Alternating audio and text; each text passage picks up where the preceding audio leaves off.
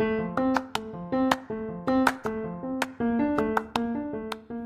I'm Chris Ippolito, and welcome to the Get Coached podcast, where I'm documenting my journey from employee to entrepreneur while featuring the coaches that are helping me along the way. Each episode, these coaches provide actionable advice to help me and you, the audience, find more success as entrepreneurs. I invite you to join the journey so we can go and grow together.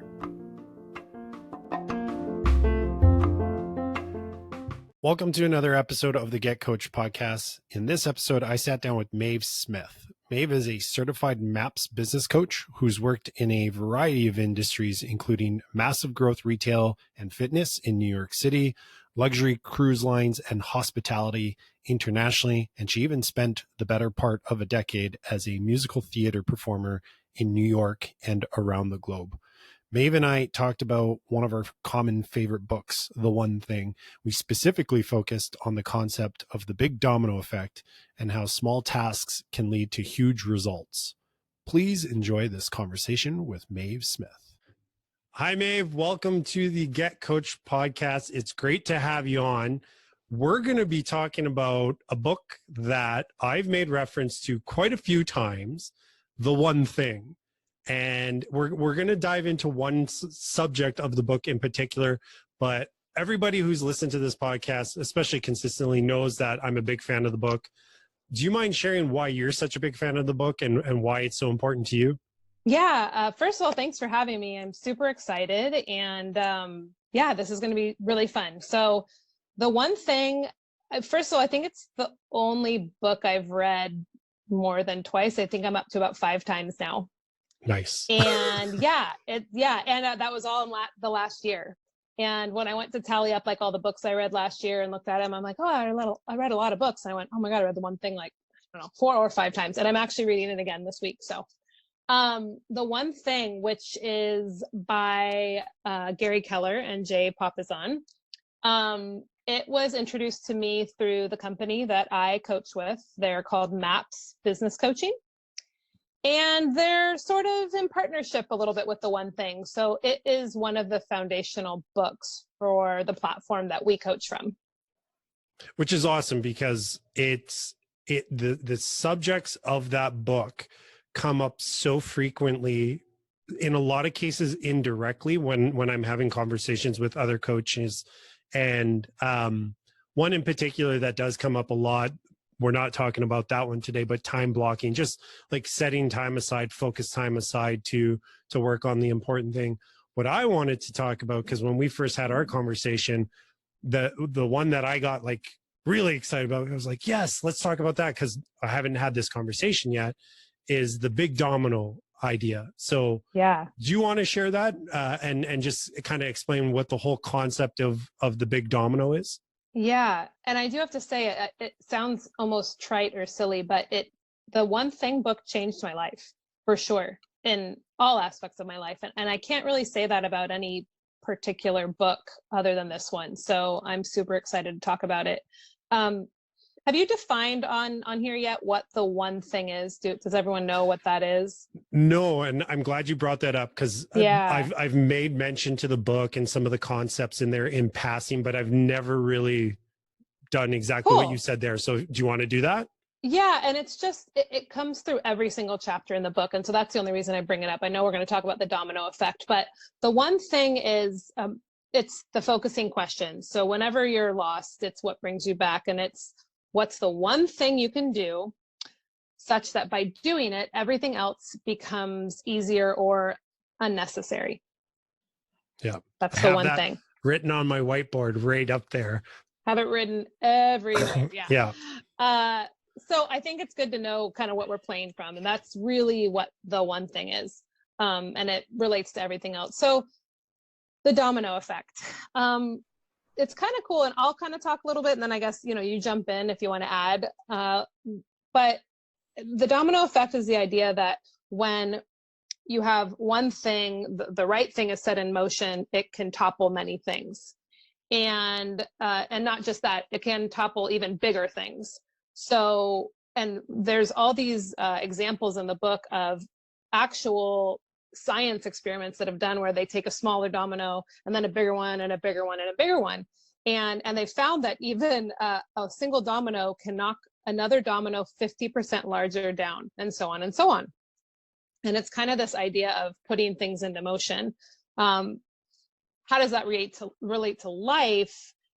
If you're prioritizing everything that needs to go into motion, you're creating the domino effect. And I'll stop there because I want to talk about how maybe life isn't exactly like a domino every single day. But that's the idea behind it. No, I think that's great. Like life, business, those are really the two subjects that get brought up. Business a lot, but life always comes into play because it's health and fitness. Yeah, health and fitness. Yeah. And that actually, that's one that I like to use as an example to illustrate the domino effect is if you're on this personal journey of getting healthier, and we'll even, well, this is part of like the one thing question. So you just got to really start figuring out like, what's that one thing that I should start doing that's going to start making all those other things easier or unnecessary. And that's going to be different for everybody. And I'll share a quick story about myself that when I was really getting healthy, trying to lose weight, the one thing for me was actually just not drinking pop. This is years and years and years ago that I made the decision.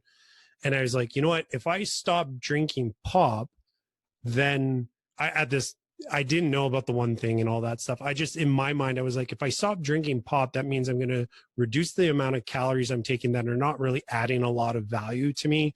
I'm going to reduce my sugar intake. I'm going to stop drinking certain kinds of alcoholic drinks because they have pop in it. And because of that one decision, I ended up losing like 20 pounds over the period of a few months. And then because of me losing that weight, it got me more motivated to watch other foods I was eating and start working out. And that's the domino effect. You start with one and it just all of a sudden leads into these other actions and behaviors because it was that one thing that just kind of set all the other stuff in motion. Absolutely. And that's really how achieving goals, it can be successful. So if you start on January 1st and you say, I'm going to stop drinking soda. Well, I'm in the States, so we say soda. I'm going to stop drinking soda and I'm not going to drink alcohol and I'm going to eat totally clean and I'm going to go to the gym 5 times a week. So you're spiraling, and that's too big of a goal to set for yourself. So by just saying, I'm going to stop drinking soda or pop. Okay, now that I did that, what's the next thing I can do? Right. And the next thing. And gosh, it's almost like taking a weight off your shoulders, to be honest. A lot of the principles in the one thing made it feel so much easier to achieve much greater success. Yeah. Yeah. Was there because you've read the book now quite a few times and you had mentioned that it's had such a significant impact on your life. What do you mind sharing a story of where you applied the domino effect personally and the results that ended up coming from it? Yeah. For me, so it is interesting. When I was approached about joining MAPS business coaching and starting a pseudo new career path. I mean, it wasn't the first time I've been coaching or leading or anything like that, but it was a new endeavor. I signed up to start my certification process when I was at the hospital having my second daughter. Nice. So yeah, I'm crazy. It was awesome and exhilarating. And I would do no new things the first year of our, so that didn't work out. But I had to use the domino effect and time blocking, which I know, we've touched on, to take the next step. What's the next thing I need to do? What's the next thing? So, I had to get signed up. Then I had to go to a seminar where I got to meet all the people I'd be working with. Then I had to start the certification process. Through the certification process, I mean, I was time blocking and I guess creating a domino effect in every minute of my day, because my day was, the free time that I had was small with a newborn. So if anyone's listening who's had kids before, it's hard for the mom and the dad, and not very much sleep. So what I also found was, even if I created a domino, I had to sit down almost every single day. And I wanted to talk about this with the domino effect, because this is how it applies in real life. But I had to sit down almost every day with my husband and replan the plan. So, I'd set out my week, because I'm really into time blocking, and I would time block every single thing I was doing and this specific time. But your day goes to crap, and you have to re-navigate. And that is why, so we're talking about the domino effect and how you put that domino and then it just, you flick one of them and they all fall down. Well, no. So nothing in our life is saying start here, and then this is the next step, and then this is the next step. So the domino effect, you have to be using every single day. So you have to every day line up your priorities, like it's a fresh start, find the lead domino, even if it's your best guess, and flick it over, and then start again the next day. Did that domino work?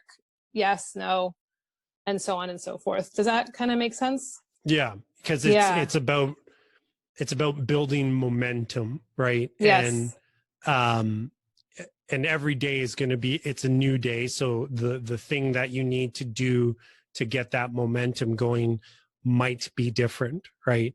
For a lot of people, myself, I like to start every day pretty much the same way, as far as like I wake up and then I have a morning routine that I do. And when I get that done, I feel amazing. But my morning routine involves a few things. So I've actually gone as far as now prioritizing those, as far as like, what's that? If I could only do one of those things, what's the one thing that I know that is going to set me up for a great day? And I think that's the challenge that everybody tends to have with this kind of concept is figuring out what is that one thing, what is that domino. What's more important is, and we'll go back and forth a little bit on this, but I think what most people need to understand is what's important is just picking something and doing it versus like getting all like neurotic about I need to figure out what that one thing is. What's that lead domino for me? It's just, don't worry about it. Like, just think about it for a little bit. If you're just like struggling, just the first thing that pops to mind, just do it. And any step forward is a good step. Exactly. Even if it's very tiny, even if you think your day is lost and you're not getting anything done, if there's one tiny thing, and that's what I tell a lot of my clients, because they're so hard on themselves. And I just say, this day or this week sounds crazy. This is going to be a crazy week. So what's just one thing? And that's when I always go back to that focusing question. What's the one thing you can do that will make everything else easier or unnecessary? It's funny you brought up the morning routine. The president of MAPS Business Coaching, for him, it's a glass of water. If he drinks a glass of water right when he gets up in the morning, everything else that's for awesome. His morning routine. And he took a long time to find that out. He was like, was it setting out my gym clothes? Was it this? Was it that? But there's a glass of water by his bed. If he pops out of bed and drinks it, then it's like game on. Yeah. So it's simple. It's not crazy stuff. It's simple. I love it because it's the whole idea behind it is the mindset of you set yourself up to have a winning mindset from the get-go, right? So for him, it was water. And like, really, how difficult is it to wake up, take a glass of water and drink it? It's incredibly easy. But it's like, in a sense, it's programming your mind that it's like, hey, there's the first victory of the day, and you're starting your day off on such a positive note that's when like all these other things just start falling into order, and just the day goes well for you. But then when something bad does happen, you look at it and you go like, that's okay, because look at all this other awesome stuff that's happened for me today. I think that's why I've enjoyed applying that kind of mindset in my life, is just, it makes the bad things when they do happen not really as big of a deal. And you can celebrate, like I said, you celebrate those simple things a little bit more. I know I feel overwhelmed even when I'm reading about mindset and your morning routine, and people, it's like, yes, in a perfect world, to get up and have a massage and meditate and do yoga and then have my coffee alone. It's like, I have 2 kids. No, like none of that is going to happen. So yes, like in a perfect world, those things all sound lovely, but like have a glass of water, or even if it is meditation for you, 5 minutes, not 45. I mean, if you have that luxury, amazing. But for most of us, like that's probably not going to happen. I wanted to talk about that. We were talking about like success is sequential. So it's not one thing. And it's not this big thing. And we were talking about one foot in front of the other. And most things that are valuable are built over time. So with this domino effect, and it was funny because it was in the book and I was just rereading the chapter, and all the things we value, I was reading, it's knowledge is built over time, skills are built over time, accomplishments are built over time, and in most cases, money, you win the lottery, is earned over time, relationships. So success is the same. And that's why we don't know. So I run into it all the time. We're going to kind of make up what we think is the path to success until we know, because we don't know, how many things are we going to need to do, or what's going to work or what's not going to work. So we're just going to kind of track it and put that one foot in front of the other until we know. Yeah. So when a client, you kind of mentioned this, but I kind of want to dig into this a little bit more.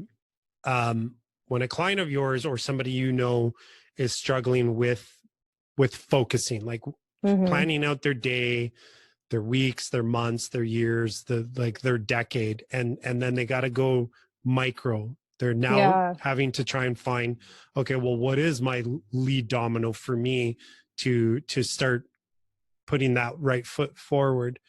What are some of the, I don't know if there's maybe like an exercise but what does that conversation sound like when you're trying to help? It's because I know you don't pick it for them, but like, how do you guide them to realizing what it is that they need to do? I mean, the best coaches I have had ask lots of questions. And that's what I try to do. I definitely follow the philosophy that you already know everything you need to know inside of you. That's really important to me in a coaching relationship. So I ask a lot of questions, even if I might know very well the industry that you're in. There is no one better than you to explain what your day-to-day is and what your business is, even if I know the industry. I've also had I've had not so good coaches where they tell me, they tell you what to do. So I ask a lot of questions. I ask questions like, if we're in February right now. If you were to look up in December and say, wow, I really am happy with where I got to this year, what would that look like? Clients are either coming to you and they're really good at focusing on the minutia, on the lead domino, and maybe their dominoes are kind of zigzagging, and maybe we can line them up, or they're coming to you with their big vision and you want to get them down to that lead domino. Right. So the people that have the big vision, then I always start big and work backwards. And then I want them to know every single day when they get their time to work on their most important thing. And that's in the one thing also, they know exactly what they should be doing. So there's no questioning, and you're not sitting there wondering, oh, what should I do next? I have my time. I have nothing to do. So that's really important to me. And I use a scorecard. I mean, everyone knows exactly what we're playing from, how we're winning and losing. And so there's really no questions. And I use that for myself in building my own business. So I know when I get my precious time to do my most important work that I am getting down to business. And that changed everything for me, because I used to spend a lot of time just wondering what I should be doing, Do you have a bit of a routine around when you sit down, like, is it in the evenings? Every evening, do you kind of look at, okay, what am I going to do the next day? or do you figure that out on a weekly basis, monthly basis? What does that look like for you? Yeah, it's a great question. I so my, not that it matters to anyone listening, my Monday is my Tuesday. So I do all my Okay. planning. I do all my planning on Monday. That Right, doesn't make any right. sense. So I do on the front end, I set up my whole week the way I, want it to go in a perfect world. All my time blocking, when I'm going to work on everything that I've set out to do. And then I usually every night or every other night am reevaluating.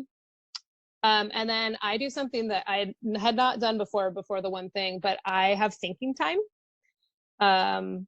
And I do that at the end of my week. So when I'm kind of wrapping up, Saturday's like pretty good family time. So in the morning, usually I'm kind of like, what didn't I do? How did it go? What did I want to work on? What was I thinking about this week? And I spend an hour thinking.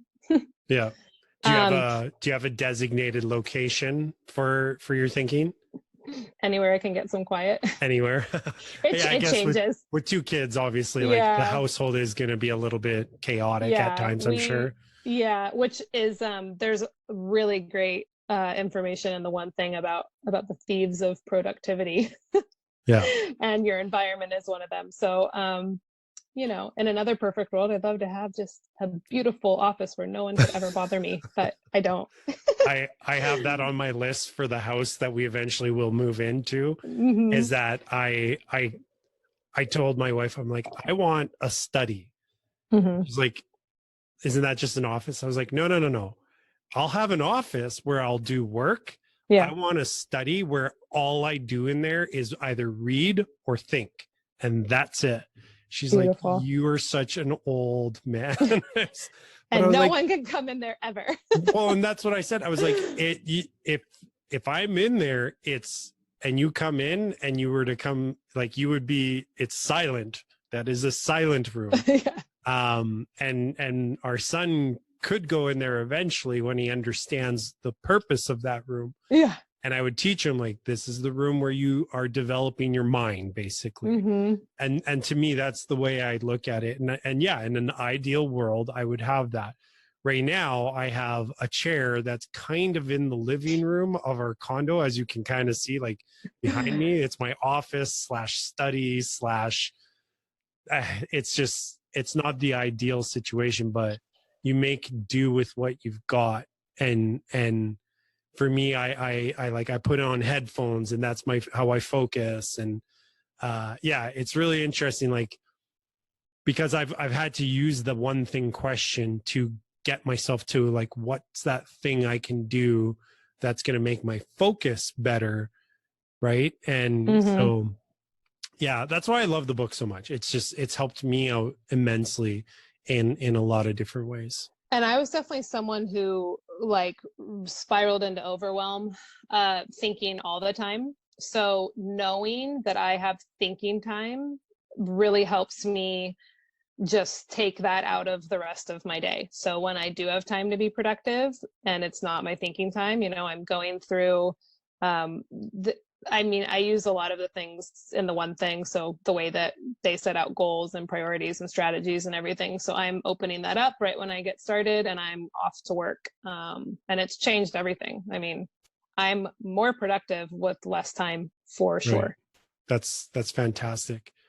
You said something there. I want to explore a little bit more, Yeah. because you've got the blocked time for thinking.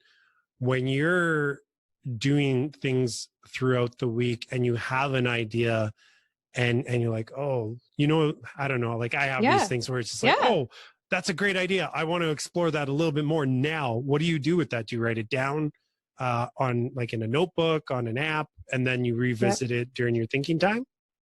I am someone who likes to write things down. So I do have a notebook that is just for my coaching business. Like it doesn't have anything else involved in that. And I encourage my clients to do the same thing, that they have one notebook. And if you want to do it on your phone, that's fine too, but one area that it's just related to that. So yes, when you are out and about and you go, oh, I wanted to ask my coach about this, or I need to say this or something, or I want to talk to that person, write it all down and then you can leave it. I just like the old school notebook. There's something nice about writing it down. I was doing that for a little bit. The challenge I found was then I had multiple notebooks, and then it was like, I can't be carrying around multiple notebooks when it's like, oh, this is a thought involving the business, I should write that down. And it's like, oh, that's the wrong notebook, I got to write it down in this notebook. And so I use an app now for so you're doing okay. Yeah, that's cool. I think I segregate the notes in the app though. Yeah. Because, you know, I think it's really good to have somewhere to kind of brain dump, so to speak. But my favorite thing is to get the stuff off the to-do list and into your, you know, your goals and your strategies as soon as possible, because to-do lists are like where great things go to die. So they're tough, and you don't feel satisfied. So I have places on the scorecards that I track with my clients where you still get to check things off, but there's strategy behind it. Right. But yeah, just writing anywhere that works for you to write stuff down. If you're a journal person, great. If you're an app person, it doesn't really matter. I don't think. Yeah. For idea capture, I personally like the phone a little bit better. And then when I'm in a thinking mode, then I go there, and then I'm sitting at the desk, I can read my notes on the computer, and then I can start writing things out. I tend to think a little bit differently when I'm writing. I don't know why. Maybe. Yeah. I think there's something to it as far as like, because I'm definitely not the only person who feels that way. So who knows if there's like some psychological reasons for that, but there definitely are. Part of my past career was in theater, and I used to write down my lines. There is muscle memory in your fingers going into your brain. And I don't know why it doesn't translate to a computer, but I just know it, for me, like it doesn't. I mean, if I write it down, I'll never forget it. But once it's on a computer, you know, but I use everything on my computer. But I know if I need to really commit it to memory or make it really real, then it's written down. Yeah. Well, that was fun. I think anybody listening to this can tell that both of us really, really like the book, The One Thing. So I like to try and wrap up every episode with a call to action. I don't know. Do you think we should just say like, go read the book? It's a really quick read. Yeah, it is. And there's so much value in there, and it would add a little bit more context to kind of what we were talking about. I think that's what I would recommend is if you've not read The One Thing, go and read it. If you have read it, read it again. Yeah, because it is that good of a book. You've read it already. You said like your 5th time. I think it's 5. Yeah, I've read it 4 times, and I purchased it 3 years ago. So it's the book, one of the books. There's 2 books that on an annual basis I reread them, which now that we're in a new year, I'm going to have to actually start rereading this one again. But I think that's what I would suggest. And it's simple. Like it is life-changing, but it's not going to be like, I've never heard of that before. Can I share like one other thing that I thought was just amazing about the book? Yeah. This gave me such a sense of permission to live my life. It changed it for me. There's a whole chapter on it. It's this idea of counterbalancing. So there's so much going on around like work-life balance. And it honestly makes me feel like garbage because it's impossible. And it's the idea that you're in an act of balancing your life. There's no balance, but you're balancing your life. And when you're really focused on something really important to you, like if you're employing the principles of The One Thing and you're building a business or building a new health habit or building a new relationship or something really important to you, the other things in your life will fall out of balance, and it's okay.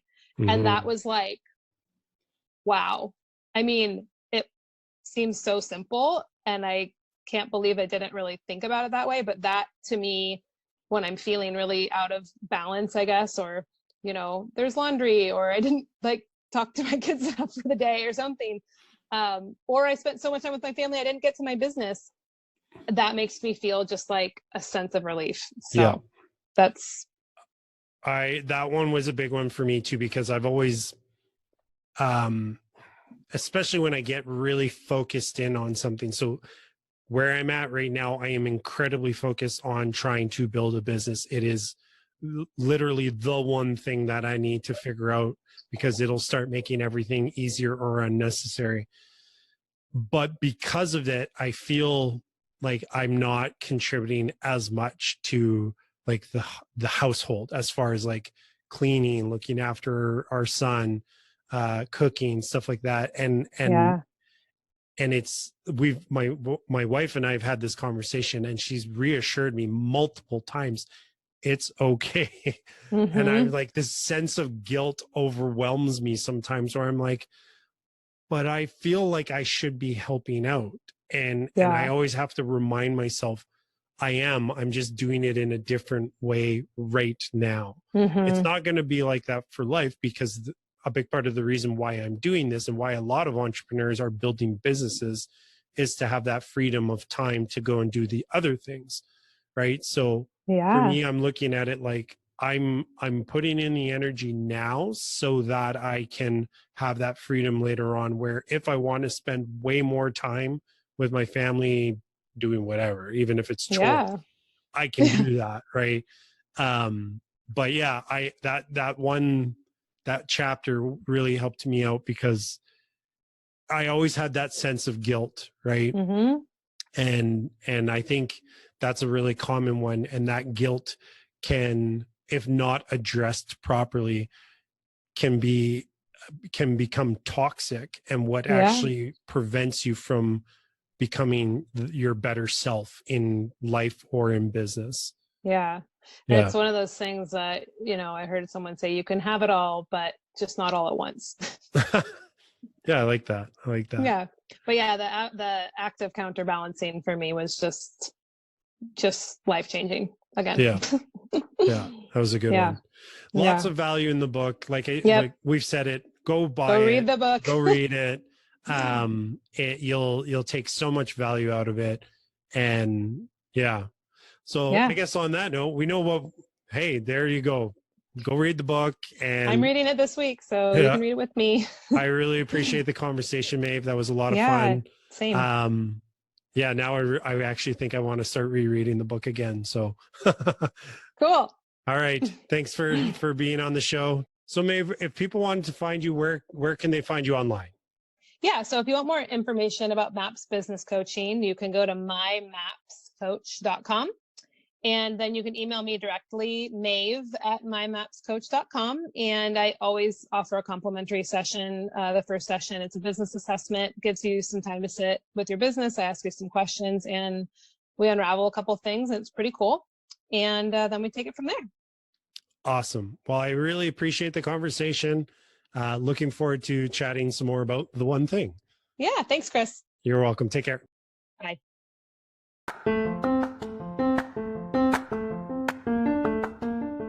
Thanks for listening to the Get Coach podcast. If you're looking for more information, you can head over to our website, which is getcoachedpodcast.com. You'll find the show notes for this and every other episode there. And if getting actionable advice every week from professional coaches is something you want more of, then make sure to subscribe so you don't miss any future episodes.